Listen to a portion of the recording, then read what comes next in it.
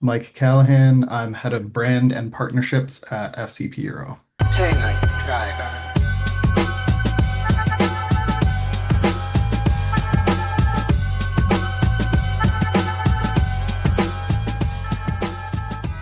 How you doing? Good man. It's been a busy fall over here. Didn't make it out to Treff Punks. No, no, I was very close to going. I kind of just kept going back and forth on it, but didn't go out. I'm bummed. I was just talking to them today and just like, man, so much FOMO here. I wish I wish I just went for it. I'm watching all the posts. Like, man, Brian dropped me a note, and I was like, man, I'd love to make it work, but I hadn't really thought of a good angle or reason to go. And then I thought of a really great one today, but today's a day late, so Yeah, yeah. Yeah, I was trying to figure out how to get the van out there for it. that would have been rad. Yeah. Would have been a good support vehicle. Yeah, I'm currently trying to buy a TT in NorCal. Like, I could have gone out there and just taken delivery of it and driven down. Oh It man. might have been like a year or two too new for. I think it was what, all 80s, 90s. Yeah. Maybe Yeah. Jason would let me pass on that one. I don't know. But You could have I think you could have got a pass, I think. Yeah. right. Was it Mark 1 TT? Yeah, it's like a really clean aviator gray over gray. So not exactly my first choice in combo, but same owner since like 2011. It's got like it's nicely built, no rust. Looking for a car that I can like have my daughter drive and learn manual on and whatever. And it's like it's 5Gs, man. It's like I don't know what the miles is. It's very well maintained. It's all that really matters. And it's got coils on it, like n not modified within an inch of its life, but like what's Yeah. been done has been adult done and you Nice. know improved. So That's awesome. I would yeah, love one. My wife's down too, so been looking around casually for a good TT. there is a you want a convertible or you want to.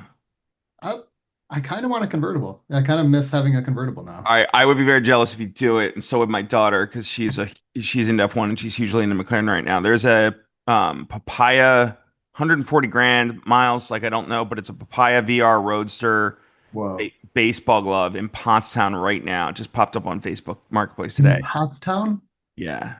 Will Barber just sent it over to me today, and he's like, I think he's trying to get me to like flake on the guy in NorCal who's been totally cool while I try and sell my V8 coupe. Um,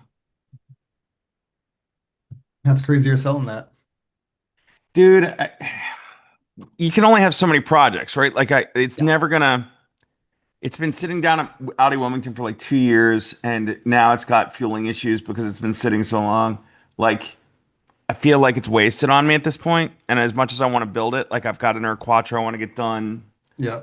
Like it just can't do it all, and I'm probably gonna regret the hell out of sending it, but Yeah. Now I'm looking for the TT in Pottstown. I can send you the link.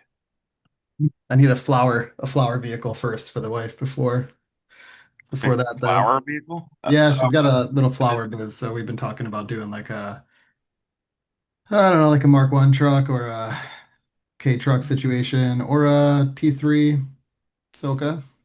T3 Also, Doke would be sweet. yeah. Probably like is an Iltis not big enough for flower truck duty, Wow, that is right? And the what? price. Oh my God, that's amazing. That's and it's like around the corner. I don't have to go to California to do it. I will have more in the $5,000 one by the time it gets here, You would, yeah. but I Um, know what it is, if you get that one when you're done with it, I'll buy it off you then. right? Wow, But that's this one you awesome. mean after I fix all the shit that's wrong with it. It clearly has suspension on it. Who knows what? Wow, that's a really good one. Yeah. I'm seeing some like looks like some amber lights under the intakes on the front.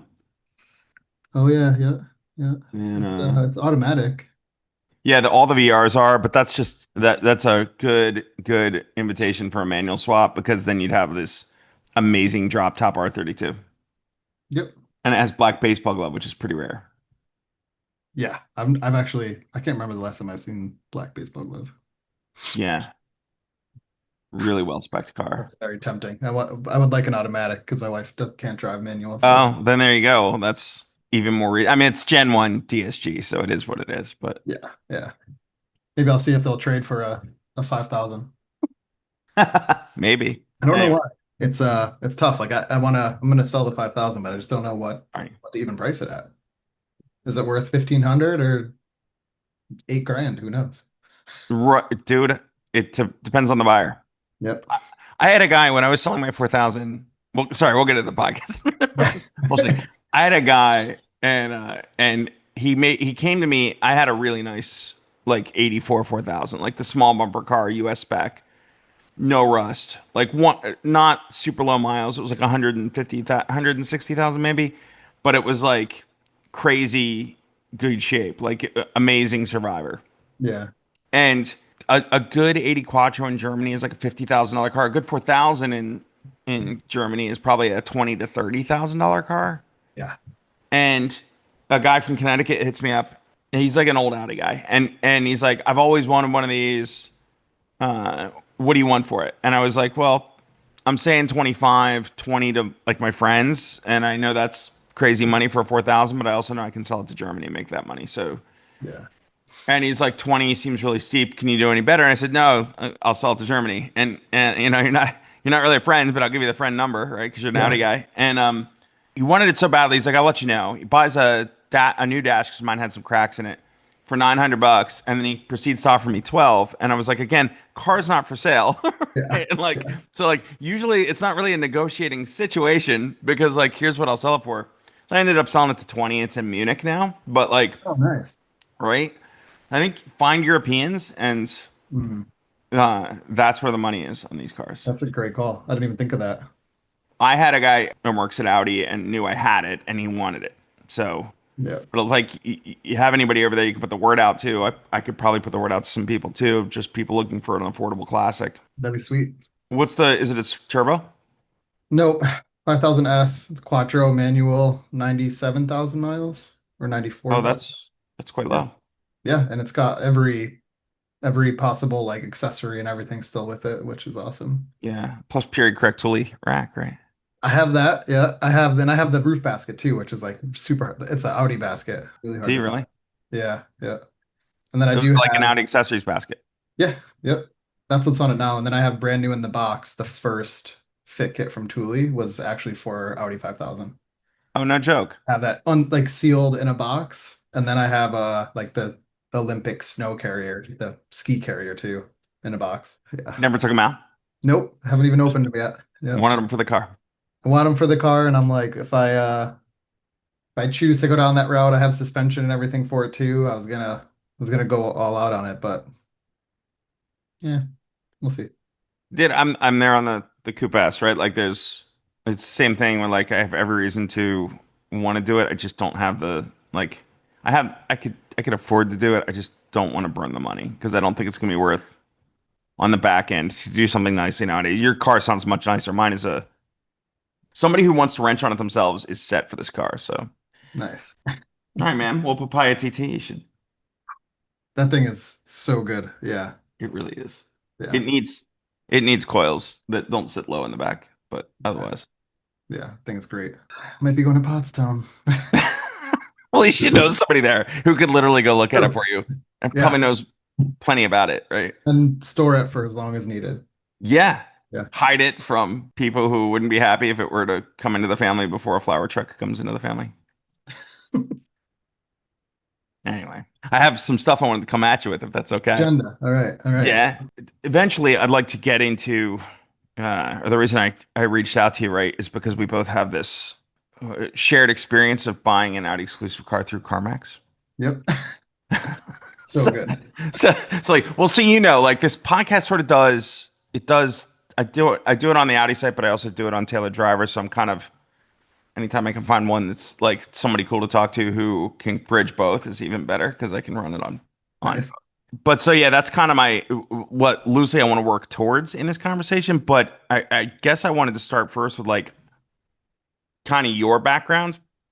I think I met you first at Long Roof Rally. We were both driving lowered built all roads at the Yeah. Yep. V8s. Yep. And you were at Thule, but probably doing cool stuff before Thule too. But that's what I Yeah. mentioned. Yeah. Yeah. I was gonna say like how far back should I go? Because before I was at Burton Snowboards for 5 years, and then I lived in the city for a few years managing stores, and then before that I managed a custom shop for summers and then built snowboard parks in the winter. So I could go as far back as like 2003, starting Custom there. shop. Custom shop for what? Cars mostly started as a mini truck shop and then turned into all different types. We were bagging a ton of cars back then. Did the first like WRX on air. That 2003? that was probably '04 or '05 that we did the Yeah. WRX. Yeah. VIP style, a lot of VIP style cars. Yeah. Metal wide. Bags that early is really early. Yeah. Yeah. Well, Yeah. at least in that scene. That's, Yes. I guess like low rider scene, maybe not, but Yeah. Yeah. It was like transitioning into cars because it like the guy that started it was a mini trucker. So did you know Scotto at the time? I didn't, but it's funny. He shot a car for rides with a cover car that we built, and we didn't know that. And then when we met each other, I was like, we were chatting, and it came up of that, and I was like, yeah, the wide body Infinity with the Bentley headlights that you shot at Queens at Flushing. It was like the whole like, yeah, we built that. I met that guy. Like he brought him in. It was like the first VIP car that we built. So funny. But Huh. yeah, small world. But I didn't know him. We used to go to Carlisle a bunch though, to the Did import. you? Yeah, we had like we'd bring like 20 cars to Carlisle. For the import event? Yep. Yeah. That would have been like those early days probably would have been what? Because in the old days it was like there was like the import compact show, and then there was like Yeah. a rando import one that was like it's the nerdier one that I felt like the import one was pretty. It was huge growth. It was doing very well at the time, and the import one was like how they kind of took everything that didn't fit. So it was like imports and kit cars. So you had like Fiero guys there. No, it was like the compact. I was there the year that it hit the fan and the helicopters and Oh, geez, people beating up cops and stuff. It's it crazy. went it went a little nuts. It was nuts the year I was there, but I don't remember helicopters and cops. Yeah, that was like the burnout pit. That was people were like holding cars back when people were trying to leave and making them do burnouts, and then somebody chased a cop, and then the helicopter came. It was like jumped the fence and beat a cop up. It was crazy. That was Carlisle was nuts, man. yeah. Well, that import scene was nuts. Like I had a friend who did another show here in Hershey, and it was like he said the money was incredible, but it was so chaotic that Yeah, I used to go to that Hershey one. did you? It was in Import there was like wars? a convention center, right, or something. There was one at Hershey Park in the lot, and then I think that one eventually moved to the Harrisburg Yeah, Farm Show Complex. yeah, yeah. I think I was at that one. I think I was only there 1 year maybe, but I was there with Sweet Speed. We had a couple Volvos. Yeah, we built a Volvo that was like on Sweet Speed. Oh, really? Yeah, it was a red S40, Yeah. like right when they first came out, and we did the like the vent on the fender that I forgot the company that started it. Somebody in a tuning company in Sweden did it, and I remember the kid like brought it to us, and I was like, I want to do this. And so we did like the full metal, like it was just kind of this really subtle like scoop on the fenders, and we ended up Huh. like working with Heiko Tuning. Yeah, Heiko Sportive. They were Yeah, German. yeah, they sponsored it, and that was cool. That was a fun one. That was a great time at Volvo because like they had like legit performance cars and Yeah, it seemed like cared about. Yeah, we could go on all night about yeah, they Volvo, were into it. right? Yeah, yeah. The shop actually started in Northeast PA. It's called Dreammakers Customs. I don't know, maybe you heard of it, but it was up in Yeah. like the Dallas area Okay. where it started, then moved up to Binghamton. So funny. Yeah. Yeah, It's a small world. A yeah. small industry, put it that way. Here we are, still messing with cars. It doesn't really leave your play like 20 years later, plus, yeah, right. Like that was one of the things my biggest regrets of like watching what happened with Tref Punks this weekend is like it looked like what I enjoyed about. yeah, yeah. Truck Punks looked, yeah, it was exactly that kind of the way it should have been, right? The way it was back in the early 2000s, just going out cruising, like the right people, the right cars. It seemed really, Right. yeah, Like H2O before H2O was a dirty word. yeah, yeah. All right. So in the city, doing some cars, doing Burton snowboards. Yep, yep. Then Thule next.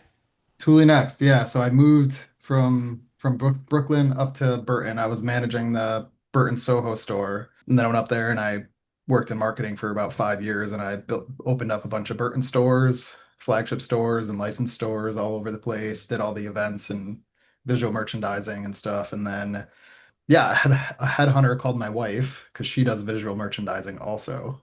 Hmm. Uh, and it was more hard goods focused. And um, she was like, called me and was like, "Hey, I think you should call this recruiter. This job is like perfect for you. It's a hard goods, it's merchandising." And I was like, "Oh, what's the company?" She was like, "Thule." I was like, "No way." Like I've always been a Thule fan as long as I've owned a Right. car. Like my roommate, it was like Thule versus Yakima. I'd like take his car and I would drive it like a couple blocks away because I was like, "Get that Yakima out of the driveway." Really? Yeah. Even then, that brand focus. Well, I Yeah. remember. I think I bought a Jeep out of college and I put Yakima on it for some reason. I don't know if they were doing OEM stuff with Jeep. I can't remember why I would have chosen it.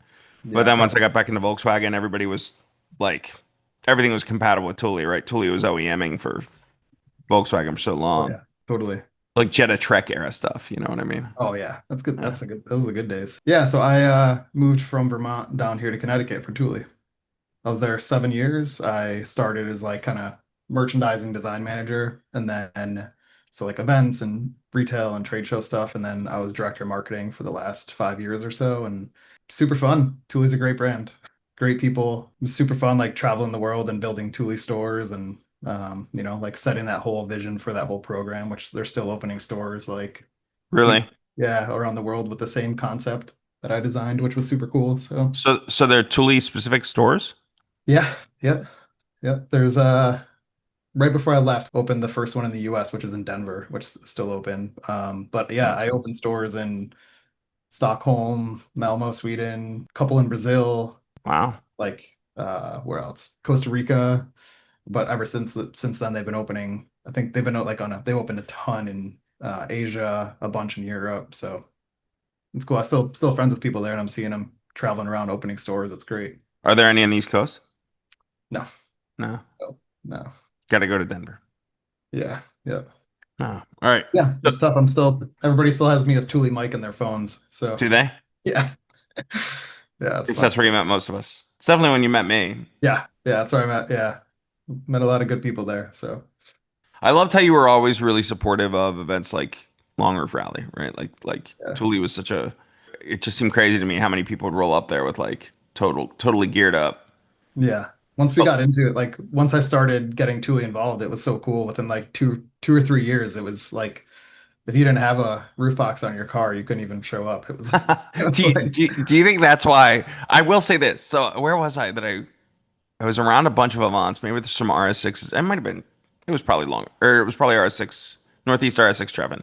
yeah, But like somebody asked me, well, I was driving an RS5 Sportback at the time, and I didn't have anything on the roof. But like, people were asking me, like, what's the deal with boxes? Like, are they full of stuff? Like here, no, they're empty. But like, do you think that's why? Because like a box on a wagon now is kind of you go to a car event, and it's like it's almost like a fashion statement. Like it's totally. Yeah. like I tended to only ever put mine on when I was going to the beach, and I wanted to load it up with sandy crap. But like, Yeah.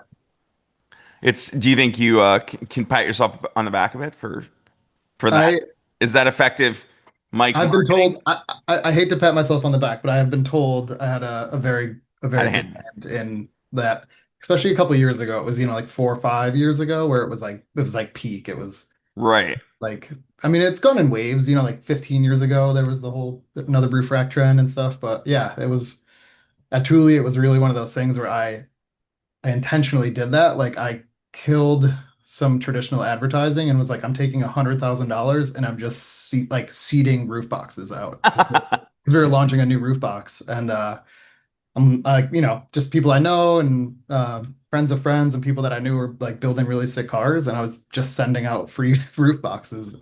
Just, I mean, those are the people that are going to talk about their car and post about it. Right. Like a normal consumer of a Thule roof box, yeah, they use it when they're going on a trip and that's it. And they're not going out and taking beautiful photos of their car with it and putting it on the internet, where all these people were, right? It just like Right. added to the aesthetic of the car. And it was something where it just worked out super well. It was, um, yeah, definitely. What's it's definitely like a. It seems to follow the customization theme too, and like people tend to tailor their cars around. Like they'll wrap it or they'll paint it to match. Yeah. It's not just taking it. I think that was like I don't know if I probably wasn't that cool with the roof box. I would throw the roof box on for long roof rally, but it just had some Yeah. stickers on it and some scuffs. Like it was like literally a used box that my kids beat up at the beach.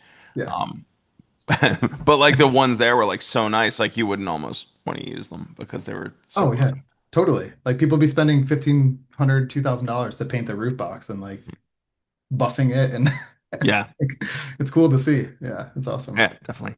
Yep. Yeah, all right. So Thule, and then you moved on to Hoonigan Yeah. Bros. Wheel Pros Hoonigan. Yeah, Yeah, whatever they call it now. yeah. Is that Yeah. should Yeah. we just glance over that or No, it's cool. It was a crazy time. I won't go too deep on my time there, but um yeah, I kind of I knew Brian Henderson and a bunch of people there, and then Sam Dobbins went there, and a bunch of my friends were there, and it was like, oh wow, okay, you're like building the dream team here. Cool. yeah? Um, They definitely were, right? Brian Henderson, by the way, like you and I both know them, but like Henderson was one of the guys who founded, with Jason Whipple, founded yeah, Rotiform yeah, Wheel Company, and Sam Dobbins is the illustrious yeah, photographer and yeah. calendar The bearded purveyor. wonder. Yeah, And more than more productions, and yeah, he was at Boston, and then he was at Wheel Pros Hoonigan for a while, and sorry, I forgot about the Boston gig. yeah, yeah, that's where I met him. Yeah. Yeah. So yeah, I went there. It was a great crew. It was right before the Hoonigan acquisition. I went there a couple months before that, and it was like my first month on the job. I was at the sales meeting out in Beaver Creek, and it was like sitting at a table with Ken and Scotto, and this like I'm like, all right, this crew. We're gonna do some things here. Like we're gonna change some shit. It was cool. We did some cool stuff for a little bit there, and then yeah, and then I saw kind of what was coming down the pipeline as far as like the name change and things like that, and just saw it as an opportunity to get out of there. So they wanted me to move out to California because I was here in Connecticut still, and I was going out there about a week a month. And then with the name change coming up, they were had some big plans, and so they asked if I would go out there, and I was like, I'm all Yeah, set. Yeah, I'm yeah. good. And then I was already kind of having conversations and lunch with Scott, the CEO of FCP Euro, just for the course of like 6, 7 months, just kind of here and there checking in, and kind of hinted that I was ready to leave Wheel Pros Hoonigan, and kind of we made it work. So here I am. It's been interesting to watch FCP sort of in their own way and differently has also been building a bit of a dream team and building a presence that really kind of goes well beyond like typical just part sales, right? In the Yeah, space, like the online presence, the amount of content you guys are putting out that like really kind of engages and shows what to do with what you're selling, and helping people kind of maintain their cars. Is a lot of that. I know some of that was in motion before. Is some of that what you're involved in? Or are you more still yeah. with merchandising and No, yeah, same. Overseeing up until a few months ago, we just hired a head of content, which is awesome. Brad came in, he's great because we're scaling content just more and more. When I came in, I've been here almost 2 years. I think in a couple weeks it'll be 2 years. But it was all of marketing with the exception of digital marketing. And okay? then content, we kind of split that up. So yeah, content is huge for us. It's like super important to what makes us different and stand out from everybody. And we've actually this year been going really hard on the content. We now have about, I think it's 12 people on the content team. Do you really? Yeah, we had a garage that was also our marketing office, that was also a functional garage, and we would shoot in the Really? corner for years. So I put together this whole plan this year where we ripped everything out, redid the whole space, and now it's three separate studios. And it's Uh, really intentional to we have a filmer and a mechanic for each set now, and they're just filming away every day. It's super cool to see, like putting that whole production, like this is cool. We had one guy doing DIYs before, and it was a little scrappy, but getting it done. And now we hired some professional techs, and they're filming 4 days a week and just pumping out content uh. for our customers. It's huge for us. And you guys maintain, I know you had a bunch of project cars over the years, but I've seen more recently and probably where I'm going in this conversation eventually, right, is the purple S5 Sportback that y'all have. It's primarily how to, or is it how to maintenance, or is it build, or is it all of the above? Kind of all the above. The build stuff we haven't been doing a lot of this year. We're really focused on the DIY content because that really helps. It helps our business in the long run, right? It's Right. content. It's funny because I had Scotto come in and he was helping us with some YouTube consulting earlier this year, and Oh yeah. yeah, which also he's such a genius in that space. Is he? Yeah, it's super cool. Like, everybody's like, wow, he is really like way gnarlier on the business side than we thought. Like we thought he's like this kind of, funny character and he comes in just Right. facts. But he was kind of like, wow, you guys are the opposite of everybody else on YouTube, where everybody else tries to get views right away, get their content like immediately, getting shared and getting in the flywheel. And then for us, doesn't really matter the long like right away. It's for us, it's the 10-year curve where we're building content that's made to it'll get 100,000 views, but it's going to take 10 years to get there, and that's And perfect. I'd imagine then the strategy too is it's a back catalog that keeps on giving versus just Exactly. trying to peak early and then, Exactly. stuff falls off and just churn, churn, churn, churn. Yep. We're just stacking the catalog, and now we do it very intentionally by chassis. So we have this whole new approach that we've been really going hard on this year, where the product team basically they chose 8 kind of key chassis for this year that are like right in our bell curve, where 5 to 7 years old, starting to end up in the second owners or coming out of warranty. That's really our sweet spot. That's when people start needing parts and like, maybe I can do this myself because I don't have a warranty anymore. So we now target those and they build out the catalog side really intentionally with the right kits and all the parts that Right. uh, the best options for that chassis. And then we go out and buy that car and then we film, 40, 50 pieces of content with it. And then sometimes have some fun, do a little build with it as well. It's really cool to be like that intentional with it because before it was really an opportunistic scenario where somebody had a broken car and they would bring it in and fix it and film it. Now it's Sure. like we have a whole crazy plan before we even have the car here of, all the DIYs and content we'll shoot with it. So I Right. do think More strategic, like kind of spectrum coverage. yeah. Yep. Yeah. Yep. I've And been we appreciating like your B9 guides, like caught a couple of there's one, I don't know her name, I'm sorry, but there's a woman on your channel who did like a B9 guide that was like, I don't know, I found myself learning stuff. You know what I mean? And yeah, I'd like to think, yeah. but well Yeah. researched. Yeah, definitely. The guides are huge for us. Yeah. That's Marissa. She's new this year. Yeah.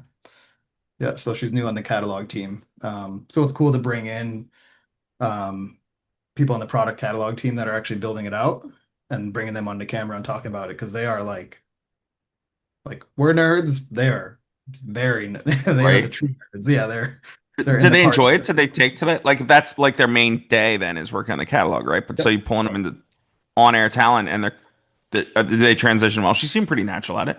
Yeah, But yeah, they like, do. Yeah. yeah. Yep. We're pretty lucky. We have a really good crew of people that can, be in the catalog, like Nathan Brown, another one. He's Yeah, Nate's. in the catalog every day, right? He's the Right. director for Volkswagen Audi group for us for the catalog side, and then he can turn it on, be on camera, and crush it. So, Yeah. so before we move on from FCP, like I guess let's cover the shtick there. That like not shtick, but like what you guys are known for, right? There's hugely wide catalog. Yep. I mean, you tell me, right? What am I, the brand marketing guy or something? Right. Yeah. No, Um, honestly, I was just watching a podcast today, and I have a pet peeve for like the podcast where like the guy asks the question and just keep going and going and going. Just shut up and let me listen to the guy. I'm yeah. doing that now, so it's ironic. Yep, that's funny. Yeah. Yeah, so FCP, obviously, we're known. Yeah, the catalog having just really super in-depth catalog for cars that most people ignore. And we just continue to build and build on that. Obviously, like 80s, 90s BMWs and Volvos was a big sweet spot for us, but now we are really focused on a lot of modern chassis like 2016, 2018, and newer is that's where we're seeing a lot of growth there. So And you said 5 to 6 years, so like a 2020 at this point is off warranty, and yeah, which how is tight? still it's like makes me feel really old to say that. Like it's like You're it's not wild. kidding. Yeah. Yeah. Yeah, so those are coming right into our sweet spot where we have a 2021 X3 that we just wrapped up as a project car, and building out that whole catalog and content. And we got a Mark 8R now also that we have in the shop. So Mark 8. yeah, so now we're trying to get ahead of the curve too with a lot of the content and kind of knowing what the most the vehicles with the most VIO that and also ability the owners have the ability or want to DIY is also really important. So, like an Right. M will always be a staple for us because those owners they do get more hands-on than somebody that's just driving a 330xi Right. or so. So Um, GTI and Golf are sweet spot for that as well, I'd for imagine. sure. Definitely. Yeah. Yep. Yep. Um, Also well known for our lifetime replacement guarantee. It's a staple of ours. So we started that. It's become a little bit of a standard in the industry. We had some people that followed suit that Have there went been? off it and started doing it as well, which is cool. But ours is probably the most not lenient, but the most let's say holistic, where it's true you can buy oil from us and just keep returning that same oil for 10 years. Do do you have like I think of like LL Bean and the Beans Boots stuff, right? And they would have customers who would like literally would wear those things out and send them in like 10 years later, Yeah. worn to hell, and that just came in. So do you have people who actually send oil back pretty regularly and like to Oh that yeah. level Oh of yeah. granularity? Yeah, totally. There's a lot. It's pretty funny. It's either they don't touch it at all ever or they use it all the time. Where we do have customers. We have a list of customers that have become negative in the profit side. But they're probably It's selling their friends. So oh, it's great. Yeah, I mean, we love it. We're like, yeah, this person gets it, right? Like they're one of us. you're Yeah. giving me ideas because I got a set of poly bushings that I bought from y'all for my Quattro that didn't fit it, and they're sitting on my desk at my office. Will never probably get sent back to you, but if they do, Yeah. Yep. Yeah. I think I have parts in my garage still from 10 years right? from FCP Euro that Maybe 10 years from now, if I ever get off my ass, I can send them back and they'll get in line with the guy for the oil and I'll get yep. my cash back. Yeah, there you That's go. great. Yep. It's cool because we have the pickup center here in Connecticut and you'll see I saw the other day a guy rolled in with like a giant cart. There was probably like 30 bottles of liquid moly on it. Really? Just and I could tell this was sitting outside like by his shed for like years. It was like the most haggard bottles, just so gross, and just rolling it Yeah. in. It's like, all right, yep, payday. Liquid gold. Yep. Literally, yeah. Right. Yep. That is funny. Yeah. Yep. Um, and Well, I mean, also I'd say for FCP Euro, another a big thing for us is our customer service is really, really important. Um, that's the other piece that like, especially Scott, our CEO, he really stands behind that. And um, he is all about like, he's, almost maniacal about the customer experience and making sure they can get somebody on the phone and answer a question and get the right answer from somebody who knows what they're talking about. right. Um, and that's really cool to me from, worked for a bunch of really big brands. And to have, a CEO who's still he's been there, him and Nick, were the ones that turned it into what it is and have been there for, 20 something years doing the thing. And they're just so focused on the customers and he reads every email he gets from customers and he Does he really? he's always like and we have a bunch of G-chat groups and he's always in there screenshotting comments on Reddit and things like that like he really really really cares. It's super cool. Love it. I mean, Yeah, that's and the old cynic man in me nowadays too, right? Like is that's becoming harder and harder just to get a voice on the other side of the phone and yeah, get help. yeah, yeah. We've hired 25 customer service techs in the last 6 months and those are all people that have like really technical experience. That so if you call and say, "Hey, I have a question about this Volvo," we make sure we have people now that we can direct. Cool. Let me get so and so on the phone and transfer you over there. It's Right. it's cool. Yeah. And then on top of that, you all have the events, right? Like you have the Lime Rock stuff, then you have West Coast stuff too. Yep. Yep. So Sunday Motoring Meet is the event that started 4 years ago now by FCP Euro. It used to be in the parking lot, and then kind of they outgrew that. So started doing it at Lime Rock Park. and they just keep growing and growing. We're doing one this weekend. We're expecting about 1,300 cars, and then at Lime Rock. And then in 3 weeks, we'll be at LA. And then 2 weeks after that, we'll be doing it at our building in Arizona also. So All uh, right. it's cool. It's like those events have just they keep growing. We got the last one we did in LA, we had about 1,500 cars show up. Like a Which helicopter place? yeah, yeah, Robinson helicopter. Is that where you're going again? The next Yeah, one? yeah, yeah. The lot can hold, I think, 1,800 cars, so we're getting Oh, close to nice. capacity there. But Are you um, really? yeah, yeah. It's a good location. And it's just really cool to see. We've only done two there in LA so far. We'll keep doing two a year, like spring and fall. Um, but it instantly took off. It was the first one we did last year was such a shock to see. Like it was right after SEMA.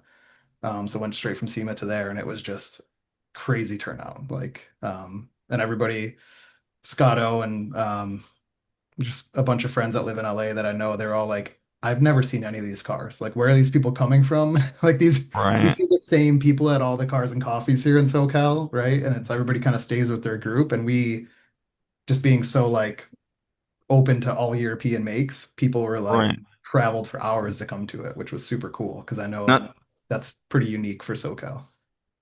do you think some of it comes from just like your breadth of, I'm sure you're promoting it like hell to your audience Yeah. and your breadth, I'd imagine your list of customers at this point is probably so deep that you've Yeah. got like literally everybody who cares about their old European car is Yeah. probably bought Yeah. something from you.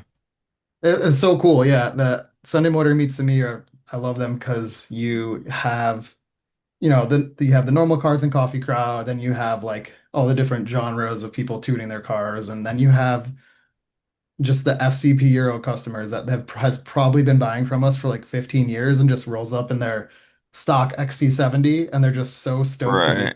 like, I'm doing it. I'm at FCP Euro. This is crazy. Yeah. Like it's awesome because you have the whole gamut, and then those guys are like the most hardcore. It's awesome. Right. Right. Or I saw Audi Club put out their survey about Audi tradition, right? And that's always been a challenge for not to single out Audi because I think there are other brands that suffer from this too. But like having parts there to support cars that are the age we're talking about or older. Yeah. Audi tradition definitely does in Germany, but the challenge with the U.S. dealer law, is my understanding, is like one of the things that makes it a hindrance to make that stuff available in this market. And so, like, I mean, you guys are such a value, I think, to people with cars that age like that T2 we were talking about earlier, right? Like if you want to buy that, own it, maintain it, you need a source. And I'm curious if you guys find yourself almost fulfilling that. Is that a loaded question? No, no, it's not. No. No, it's not loaded. Yeah. Like fill in a gap where the Where OEs the are. manufacturer Yeah. may not be for whatever reason. Yeah. Yeah. No, that's not loaded at all. We do. Yeah. We can't always be there for every part. Right. I think the piece that that's really great for us is there's a lot of parts that are shared, especially in the 80s and 90s, especially in Volkswagen Audi, where Right. a lot of the parts cross over to for many years, using the same clip for 20 years. That helps for sure.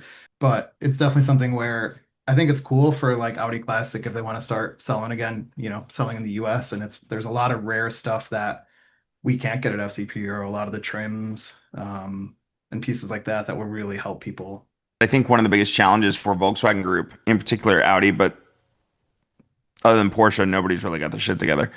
Yeah. It is that like they don't really have the capacity or the patience to deal with warehousing, managing, dealing with.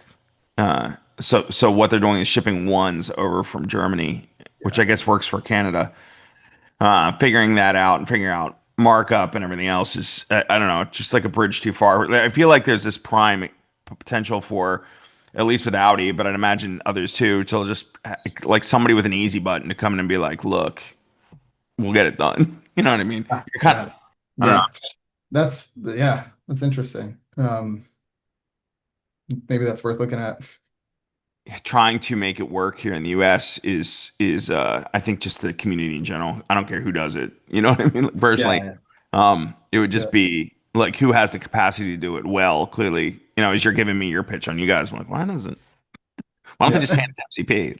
I know yeah, that there's like some. Where did I hear this once? That I don't know. Like people get if it's non Audi or non Volkswagen stuff, and I wonder why they can't do it more of like an Amazon model where yeah, it's not an Audi certified part or whatever the hell you know it yeah, is, but maybe beggars shouldn't be choosers. You know what I mean? Like yeah, totally. where the alternative is nothing. I'm Yeah, happy to have a non-official part. yeah, yeah. And that's where we have those relationships with all of those suppliers already, all of those brands. Like, it's cool that those brands like come to us to do their marketing, to help their marketing in the US. There's a Right, lot of brands like they don't have their regional office here in the US is a couple people, right? right, So that's a big like thing that we offer is we can, market brands that traditionally wouldn't, be that marketable here in the US. right, Like Corteco and Hengst and Elmering and a lot of brands where they sell a ton of products. It's in all your cars, but uh, right. they don't have a marketing arm in the US. So we try to help with that. Yeah. Huh. Kind of reminds me of the old days with like people like Opt looking for Opt's a little different animal today, but like back then, I just remember like it seemed like Opt or any of the German tuners, Ottinger, whatever, would like set up a distributor in the United States, but really it was just like a dude with a tuning shop who wanted a really deep discount for himself. And was like, yeah, I'll sell to other people, but really Yeah. they didn't care. They just Yeah. wanted the really deep discount for their shop. And, Totally. Yeah. and what they needed was somebody with the infrastructure that you guys have. And Yeah. I guess now a lot of that stuff goes through like who's the big warehouser in Turn 14? Turn 14. Yeah. Yeah. But their focus on performance, they wouldn't go into like the maintenance side. Right. Yeah. I think that's where you guys are probably perfect then for like an Audi Yeah. That's what we do. We don't try to be performance. We Right. make changing your oil and keeping, replacing a trim you couldn't find. We make that cool. That's our sweet spot. You can find trim I can't find. We'll find it. We'll try to find it. For real? Like if I found like a weirdo Audi part, like I just like a filter is probably like a set thing. Like Yeah. any 2OT is gonna have the same filter, Yeah. whatever, right? And maybe that you were talking about parts that go in all the cars. Like I remember that the Golf Mark IV cup holder. That thing was like the backseat cup holder in like every Audi up until not Yeah. not that long ago. Yeah. Not long ago. No, Yeah. surprisingly recent, Wonder if we sell that. I'm sure we have some somewhere. right?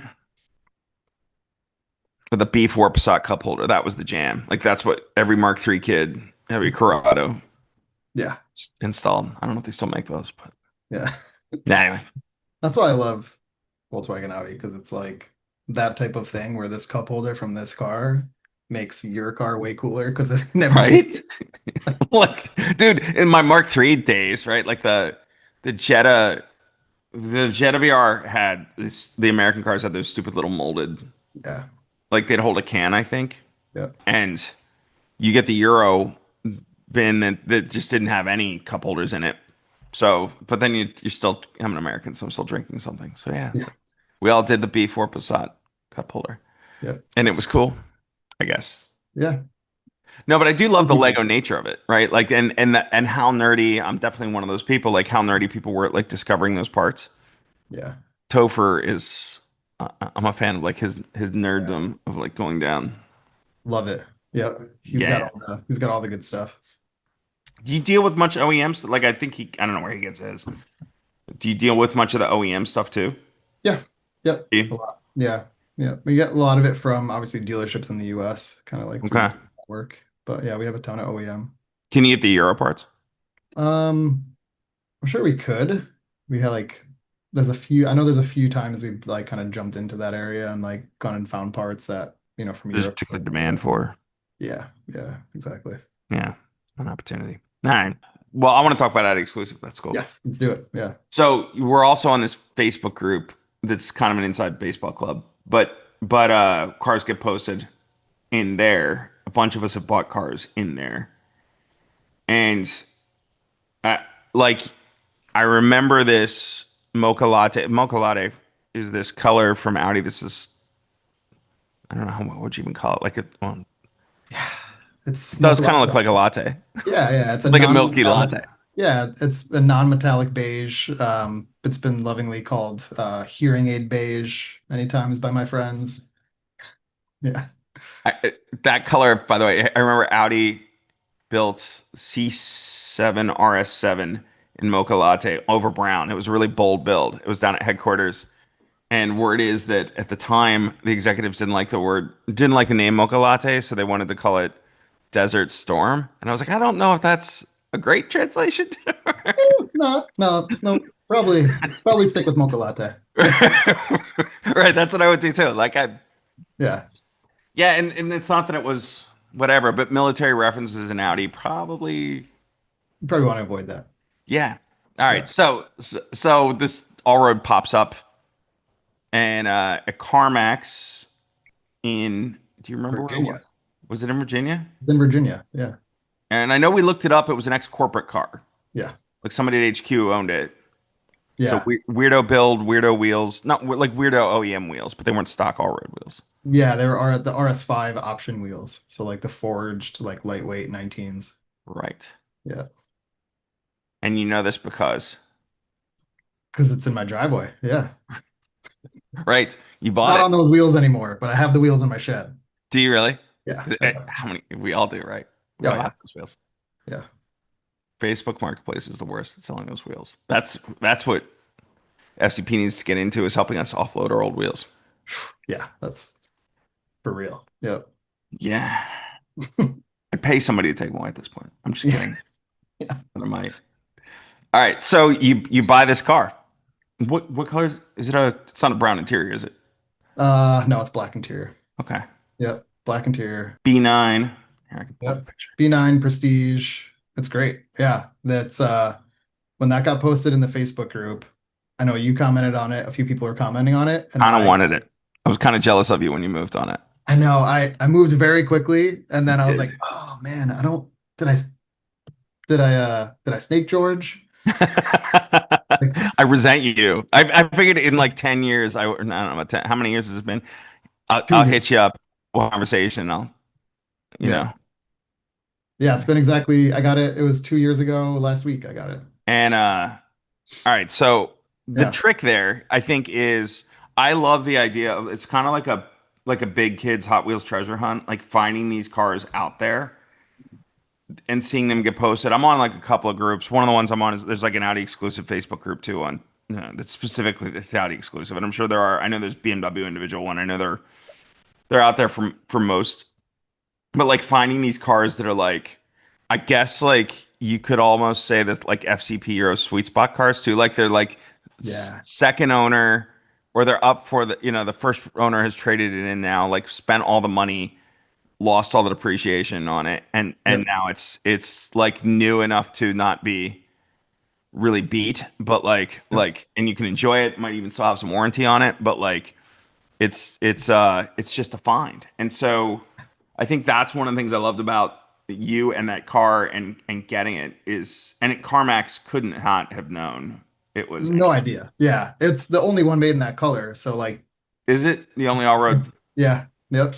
So getting it through CarMax, you're not paying the one of one tax at all, No. which is like they don't know. They just think it's a stock all road, right? And that's why I jumped on that thing. I literally that day, as soon as it got posted, I paid the $200 deposit and had them ship it up to the Hartford CarMax, and they give you 2 weeks to buy it. And I was like, all right, if I can sell my all road in time, like I'm definitely gonna buy this thing. There's no reason not Right. to. Like I've always loved the B8.5. I had mine forever. Love that car. I did not like B9s, and then I saw this one, and I was like, "Oh man, this is like finally a B9 that I like." Right. Um, yeah, and so I they shipped it up to Hartford, and I listed my car the next day on Marketplace, and it was gone the next morning. Was Like, it really? yeah, kid came up from Brooklyn, bought it, asking price. He's great. We're still homies on Instagram. He drives up to Stays it in once touch. here, and yeah, Yeah, I'm still friends with the guy who bought my silver railroad too. It's oh, funny. that's awesome. Yeah, right.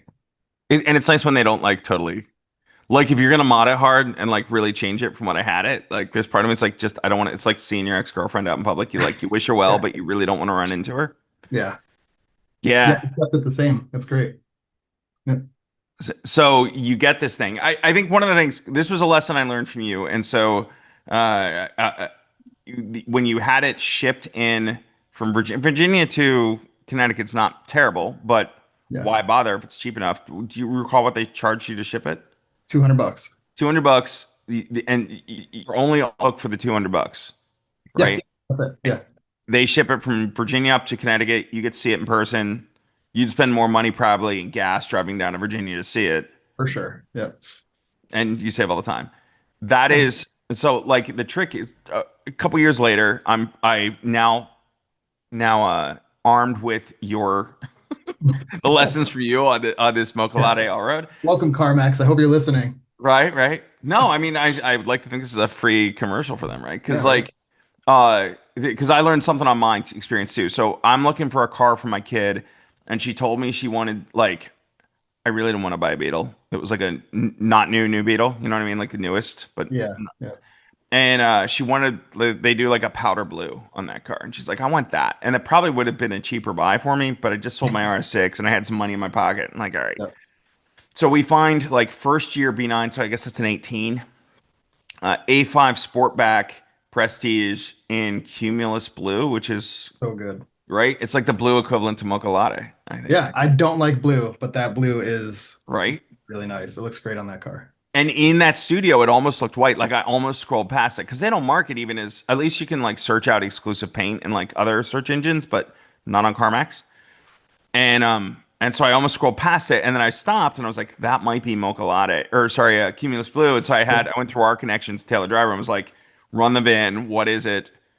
Pulled it up. It's Cumulus. It's like, knowing what I knew from you, I had it shipped in, and at that point, I'd already told her I was shipping it in. She was about to graduate from high school, Yeah, that's right. right? And so I was like, all right, let's do this. But she was in love with it, right? And so it lands, and we go by the dealer, and we see it through the fence because they weren't open, and like she's super ecstatic. We go to test drive it the next day, and like, damned if it didn't smell like smoke inside. Like the Ah, person was a smoker. damn. Yeah, Right. And at that point, we're already loved and invested with the car, so we're getting it. Doesn't really matter. yeah. But like what the guy who sold my sales guy at CarMax told me was like, next time you do this, like call me, or I guess call anybody at your local CarMax, right? And they can check for you before they ship if it smells like smoke or That's cool. Yeah, whatever inside, right? yeah, Because that was only for me, it was from Chicago and it was still only 300, I don't know, 300, $350 yeah. from like Chicago to Pennsylvania. It's amazing. So like I don't even know how they made it work. No, it did take like 5 or 6 days for this. Yeah, Like I was watching it, like tracking it, making its way across, and it was by no yeah, means fast, right? yeah, But $300, who cares? yeah. And it buys you time too to Yeah, like they give you extra time to you don't have to it's not your immediate buying it. Like you have another week until after you see it. So right. And to CarMax's credit too, like I complained about the smoke, and they're like, well, I forget what it's called that they bomb it with something inside and like run it through the air. It changed out the air filters, like try to. It's yeah. starting to, the smell's starting to come down now, but it really didn't. Oh man. At least- Still, yeah, it's still a little bit. I just rode with her like last week, and she came home from college, and we went for a ride in it, and it's like not as bad. But like over the summer when she would just leave the windows up and let it bake in the sun, yeah. Oof. it was terrible. Yeah, that's But at rough. some point I'm gonna hit up like Lifetime Audi and try and get like a. The last time I called Lifetime Audi when we first bought the car, they're like, "Oh, we're not getting a lot of B9 stuff yet, so keep Yeah, trying." But I'd love to get like a set of like I don't know S4 seats or yeah, yeah. the smell's probably on like stuff I don't want to. I don't really want to change the head Yeah, I was gonna say the headliner. the headliner There might be the now. headliner in that bad boy. I'd Yeah. love to think that if I just swapped in some RS seats, it'd be like the smell would go away. In my world, that's how that should work. Makes sense. Yeah. Right. Yeah. I back Or it. like some watch eBay Germany, eBay.de for like the Audi Yeah. exclusive weirdo stuff that shows up over there. Yeah. Yeah. I feel like any of that stuff would totally get rid of the smoke smell. Oh, for sure. 100%. Yeah. So with some suspension and some Yeah, I did take her to one of Mhm. those like drive to survive, whatever, like one of the like the teen driving clinic Yeah. that Tyrac does. The name is escaping me. And Yeah. like so yeah, Street survival. street survival. That's it. Yeah. Thank you. I'm the one who went through it, and you're the one who remembers. I Yeah, appreciate we that. sponsor it. So Oh, do you? yeah, yeah, Thank you. yeah. It's an actually so for another organization that totally deserves a commercial for whomever might be listening, like that program is phenomenal, and it's put on by I guess Tire Rack underwrites it, but like Yeah. so that you guys too do too, and that's wonderful.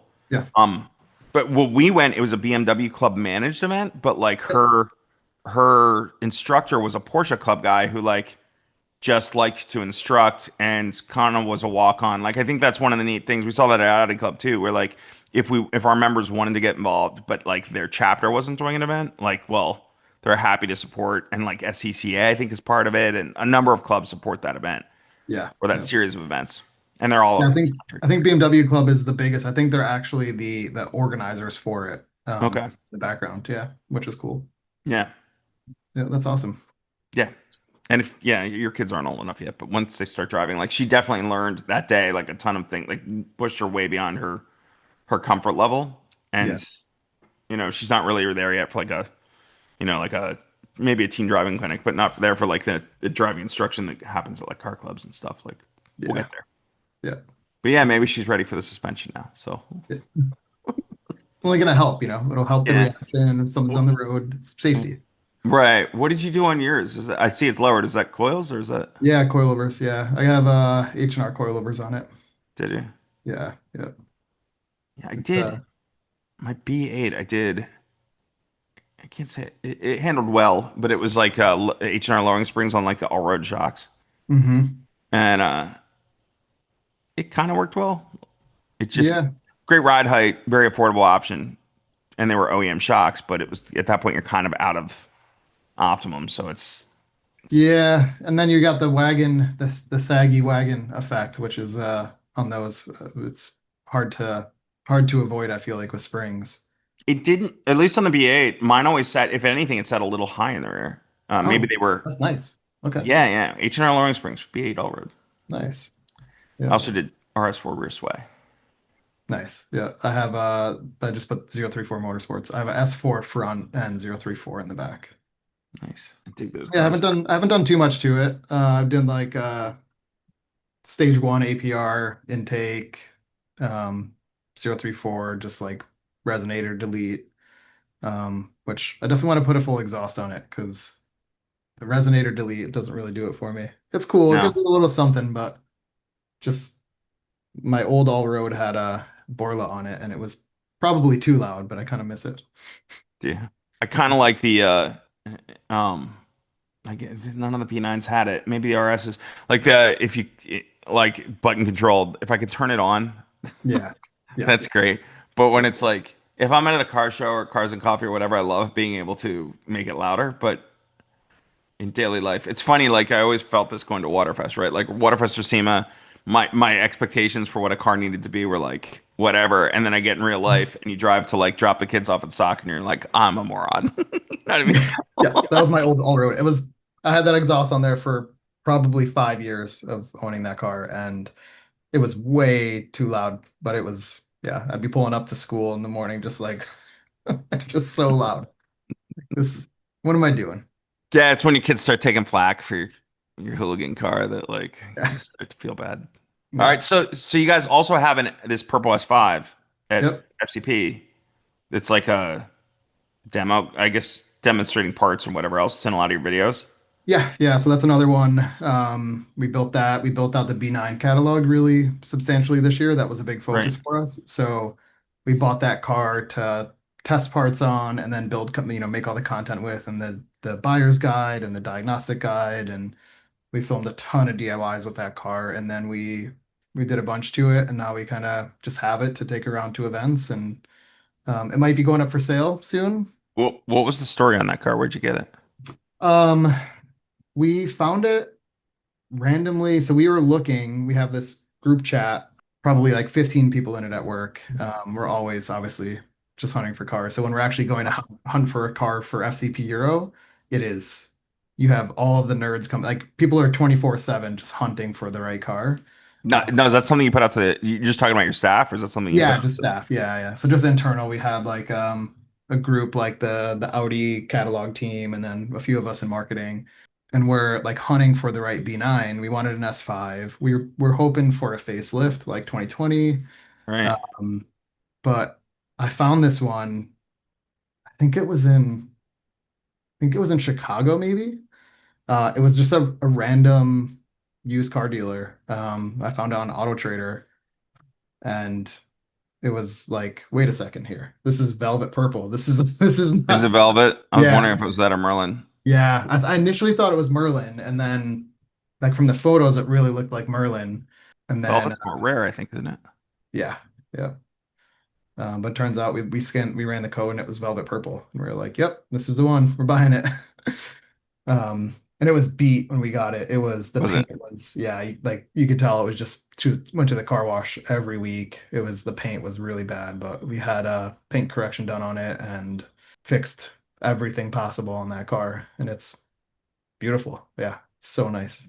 Did you Yeah. find, all right, not to beat up on CarMax, but did you find like mine, I almost didn't recognize the wheels that were on my daughter's car. And then like, I did realize it's because they're polished with two-tone normally, and they had just did like a terrible respray, hyper silver, like Yeah. fast, get it out. Like there were a Yeah. couple things repairs. I was like, okay, Yeah. probably No, like your this one just didn't have the repairs done, okay. which is perfect. I mean that the oil pan, like the belly pan was dragging off when it came off the truck, and it was there was multiple oil leaks. It was, which is that's what we want. We're like, yes, Right. it's rolling off the truck. We're looking at it, and you see, you're like, oh yeah, this thing is hurting. We're It's a gonna, good specimen for you, what you guys are doing. it's perfect. Yeah, yeah, it's great. I will say, if you're looking for another, you wanted a facelift, although it's a 24 and they want too much money for it, in my opinion. But I have one stage for tomorrow that's Cumulus Blue 24 S5 Sportback. Nice. And we ran one today. Man, would I love to grab this one. It's an RS5 competition that's I've only ever seen one other Audi exclusive RS5 comp in the US because at that point that's a six-figure car. Yeah, New, yeah, right? yep, yep. There's a purple one, I think it's Chicago. He's big on Instagram. I can't remember his username. Mhm. And then this one I found in California that's Porsche chalk on a 24 RS5 comp. Wow, Yeah. that's a beautiful combo. Yeah, that's Right? great. Yeah, damn, I love that color. And I don't Chalk. think I think I'm fairly certain there were very few Audi exclusives on that car. And that car with factory KWs is so good. Like I had for a brief period I had a black one and it was probably one of the best Audis I've owned. Yeah, they are really good cars. I've driven that thing around a little bit, and yeah, it's great. It makes me want it. We're probably gonna sell it soon. We're talking to bring a trailer. Were you? Yeah, been talking to them, so I think we're gonna put it on there. It's our first car on the site. Do you think you might do more and more of that? Like it seems like a Yeah, it's something for us. Like we now that we're buying more cars to do content with, because there's cars that we buy and we'll do all the maintenance on, and then it's we've refreshed everything possible on this car. right. Um, and so we do kind of look for rare models anyways and be like really good specs to bring in. And so it is something where we've been talking to bring a trailer for a while, and it's like, yeah, hey, this is actually for us to keep the pipeline going. We'll keep some of them and bring them around for show cars and stuff, but we're gonna be we're doing 5 to 10 of these a year now, so it's be great to like have bring a trailer and kind of they're down to talk about it also and kind of say, Right. yeah, I'd imagine like them or Cars and Bids or whomever, right? Like is given the audience you have on one hand, it's just a purple S5 Sportback, but on the other hand, there's so many people who've engaged with that content and watch it and probably thought, oh, that'd be a cool car to own, yeah, especially once you guys have sorted it out, right? yeah, yeah, That like it has enough of a following where putting it out on a national stage and putting it up for sale is probably one of the best ways to get rid of it. definitely, yeah, yeah. And for us, it's like it's cool just to try to get it into the right hands, of Right. like somebody, yeah, like you were saying, right? Like a customer is the ideal. Um, for us, so like that's just a great way to do it versus, throwing it on marketplace or something. Yeah. Yeah, Uh, yeah, totally. yeah, yeah. Is that something I will say this, and I'm gonna well, maybe you already have a solution. Um, but giving a pitch for Dan on this one. I have a friend locally who does auction listings Mhm. for clients. So doing what Dan's doing. Yep. And it's surprising how much of a difference it makes because like when you're on there to answer all the questions. Well, you guys may have people already prepped for that anyway, but like answering all the questions, getting all the right photographs, getting it all like the Yeah. cadence out there. Yep. Um, it's surprising to watch what a difference that makes because I think we've all thought, man, I could just sell something on BAT and it'd be great. But Yeah. like there's a science to it and it definitely makes a difference in the transaction price. Totally. Yeah, it really does. Yep. That stuff is super important. Yeah. Yep. It's cool that he's doing that. Yeah, I wish Dan Luck and his, there are a lot of people jumping in on that, right? Like I heard Matt Farah is, like there are enough people jumping into it now that like I wonder how much of a market there is for doing that full time, but Yeah. It's it cool. definitely makes a difference. Yeah. Yep. And then you kind of get a name as like a good curator and, Yeah, get a, people know if you're on there and you're listing it, right. it's legit. That's like my buddy Adam now just like turns down cars. Like if he thinks it's a bad choice, like it's how it reps him now, right? Like he almost needs a second account where like, yeah, I'll run it for you, but not on my main account Yeah. because there's a certain level now of trust in him when he lists a car that he's not going to list a roach. Yeah, for sure. That's awesome. Yeah. That's Yeah, cool. That's cool to see that take on its own whole life. right. Yeah. I'm trying to find a photo of the B9 for you. The purple one Yeah. is it on your on FCP's account? It is. We're about to do a shoot with it, so it hasn't been talked about a lot on there. I know I saw it at Low Show. Yeah, I was at Low Show. Gray interior, huh? Yep. Which I was initially offended by, quite honestly. But it works really well in that car. Yeah, my kid's Cumulus A5 has gray as well. Yep. And I'm not sure how I feel about that. I love it if it were like black. I can even live with brown. I think brown on that color would be kind of cool, but Yeah. not Agreed. red. Not red and not red. Yeah. I hate it when people do that. Like get a Nagara blue car and then they throw red in it and you're like, what are you It's like doing? Superman. It's a Right. Superman car now. You Yeah. went from like the best spec to like the worst spec. Yeah, please, like everybody just relax with the red interiors. It's not. Right? Red is maybe okay on like a neutral color, like black, white, Yeah, silver, black, white. Yeah, for maybe sure. Yeah. gray. Dark gray, it looks pretty good on too. Yeah. Red on any type of bright color is wild. Yeah. I'll give you the only other color I would do red on is red, but they Yeah. don't do that, right? Nope. I haven't So, seen. I mean, Ferrari did it with the F40, I'm just saying. But And the BMW in the 90s, I mean, they were doing that on the M3s, right? Like they would red, do red. not red, but they would do like Laguna Seca, but they would do the same, they would color match the interior, which Yeah.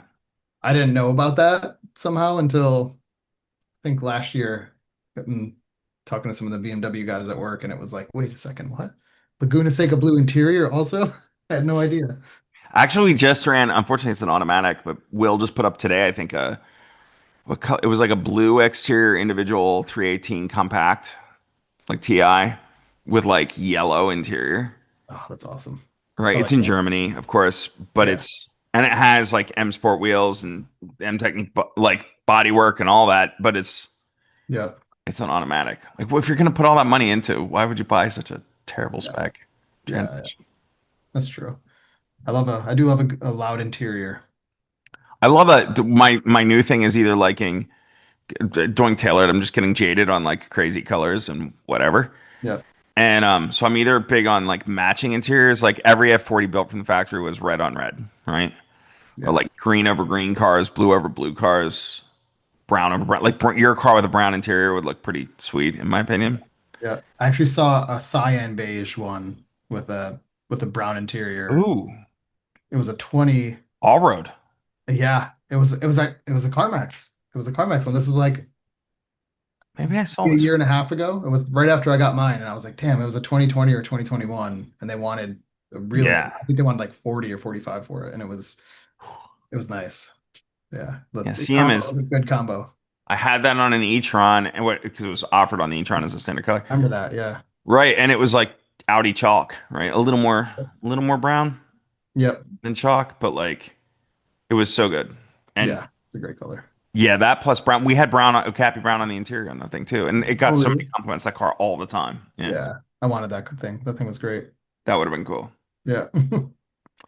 Yeah, so that's what I would do color over color. Or the other thing, like if I'm building my fantasy 911 right now, like I would do, I'm almost inclined to do like forgettable silver on the outside and then weirdo spec interior, right? Like green leather. Love that. Yeah. It's Like great. that only you know, right? Like because everybody's getting PTS now, and like honestly, it's pretty amazing to watch the Porsche world, like the things that are getting built. Oh yeah, yeah. But I feel like now what was that like? Will Barber used to use this line with me. Where like, I'm not going to say who, but there was a tuner out in California who would be like, any asshole can afford a, an S4 or whatever, Yeah. whatever, right?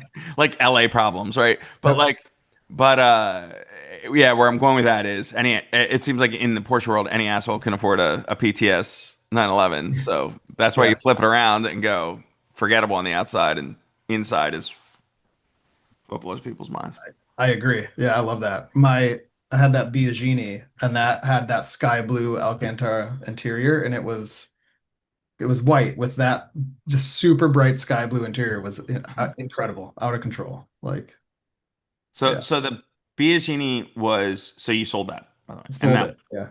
and if I remember correctly, that was a Mark 1 cabriolet Yeah. with custom Basically. bodywork. Yeah, yeah. Well, custom from the factory. So it was a coach built car from Italy. And it So was they would buy cabs from Carmen and then rebuild them. they bought them. I'm not, it's a strange and fabled legacy here. It's it's Yeah, they made between 60 and 300 of them is the numbers, which is hilarious. It's like the widest. that is pretty wide. Yeah, but they were buying the bodies Estimate. from like early 90s. They were buying them from Volkswagen directly. And then they did Fiat Panda headlights, Mm. Opel Cadet taillights. Underneath was Mark II Golf Country. So So it was same all-wheel drive. suspension, everything. Yeah, it was Mark II Country. And then factory Recaro seats, factory Nardi wheel. Um, it's crazy. Such a random assortment of And that white over blue Alcantara, that was factory factory. Biagini. Total. That thing was stock. All I did was the wheels and the yellow Hella fog lights. That's That was it. crazy. Yeah, yeah. That's like a random corner of the Volkswagen world, man. I mean, like, you know, Yeah. That was one like, where nobody knew what it was. And like I remember I got it and I debuted it in like down at Helen. And then I brought it back here and I took it to Radwood at the Greenwich concourse. Like just messing around, like, oh, just, like that's cool. Like people are gonna be like, what the hell is this thing? And it won. And it did it was like, really? and there was like a a roof that was a cover car in the 90s. There was an F40. There was like some really serious stuff there. And they were like, "Oh, this is the rarest car here that you'll see." And it's like, I mean, it's rare. Yeah, Yeah. that's for sure. Yeah, it's. Between 60 and 300. Yeah, yeah. Between 60 and 300. Even more Yeah. rare if they're only 60 built. Yeah, yeah. Only one ever in the US also. Is So, it really? yeah. Yeah. But yeah, that was an obscure one, man. That was the you get the most hardcore Volkswagen guys. Like I had no idea this existed. Like what Right. is yeah, because I mean it was 90% Volkswagen, right? Like Yeah.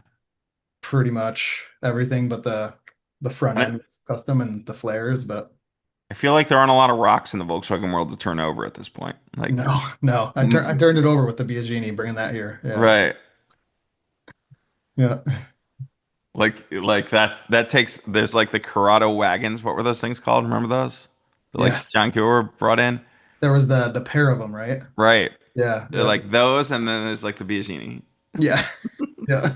Although there are only two of those Yeah. Corrados, but they're both in the country now, which means there's one more than the Biagini. This is true. This is true. Yeah. Yeah. It's yeah, it's in the fish collection in Chicago now. So It, is it really? yeah, yeah, Well played. yeah, yeah. The right at home with all the other beautiful white cars he's got. Yeah, Yeah. but the only one with blue Alcantara interior. This is true. Yeah. Love Definitely. it. Yeah. All right, man. Well, I mean, I can keep talking, but I don't want to keep you up all night either. And it's already like, no, it's almost 10. It's all good. I can keep talking too. Yeah. Well, it's good to see you. Yeah, good to see you, man. Yeah. Gotta figure out more reasons to get out. I didn't go to Long Reef. It was pretty good. It was good. Yeah. We actually had a Unplanned. call with the owner of Lime Rock today because there were some issues. Oh, Some well, hold on. Why don't I say, hey, it's been nice. I'm gonna stop recording. Is that Oh, cool? okay. Okay. No, yeah, we'll keep this part out, but we can say bye All right. first. All right, man. Well, thanks for everything. Yeah, thank you. Nice chat. Yeah, man.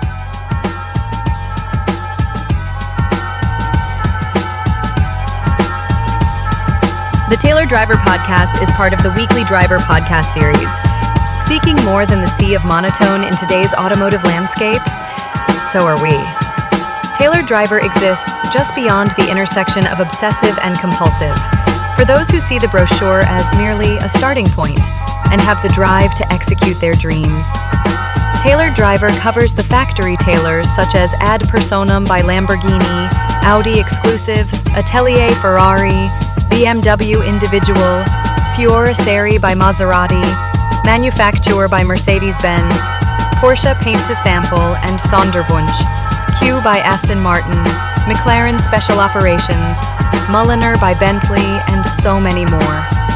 It covers limited production special editions as well as personalization from carrozzeria like Pininfarina and the world of remasters, including firms such as Singer Vehicle Design, Gunter Works, and Alphaholics. Visit TaylorDriver.com to see it all, or follow Taylor Driver on your favorite social media channels and YouTube.